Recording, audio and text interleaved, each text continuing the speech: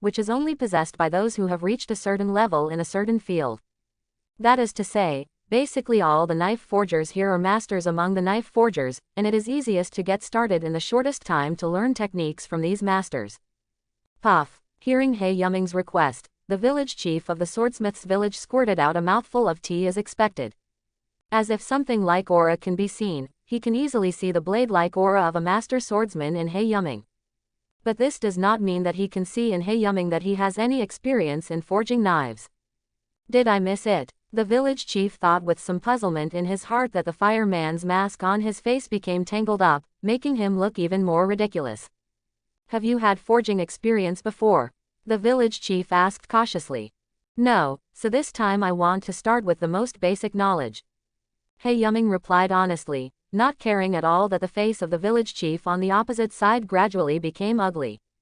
Are you kidding me? Or do you think forging Nichiren blades is a very easy thing? Get lost. The village head was furious when he heard He Yuming's answer. For those of them who have dedicated their lives to forging Nichiren blades. Forging Nichiren blades to produce a good handle can be said to be their lifelong belief. However, at this time, He Yuming said that he wanted to forge Nichiren blades for himself after teaching him the most basic forging knowledge. In the eyes of the village chief, this is not only irresponsible to himself, but also a blasphemy of their lifelong beliefs. Snapped. With a loud bang, the door of the village chief's room was instantly closed, and He Yuming was naturally thrown out of the village chief's room. You bastard who doesn't know what to do, give this old man a good reflection and come talk to this old man, otherwise you don't even think that a knife blacksmith will forge Nichiren blades for you. I only heard the village chief's furious voice coming from the room, and then there was no more news. He Yuming, who was standing outside the door, touched his nose in embarrassment. In fact, he can understand the temper of the village chief, but he can't say that he has the system to upgrade the forging technology to the full level in one go. That way, it is estimated that not only will he be kicked out now, but he may also be given the title of a madman on his back. But now, the idea of learning the knife forging technique from the village chief was completely cut off. It is estimated that before the village chief really calmed down, the sentence that no knife forger would make Nichiren blades for him was indeed made according to their temper. For these knife forgers who regard forging as more important than their own lives. No one cares who you are as long as you insult their beliefs. It's difficult, forget it and do other things first. I saw He Yuming scratching his head helplessly. He could sense that the village head behind the door was holding a knife and stabbing a hemp rope figure who should be himself. He was still cursing. Obviously it's because I'm still angry. Since the knife forging technique cannot be learned for the time being, it can only be done slowly. You must know that in this village, he is not only interested in forging knives. A certain puppet that was rumored to be related to the breath of the sun also had an incomparable attraction to him. Now that the village head is still angry, let's get to know other things first. Thanks for watching. Please like and subscribe.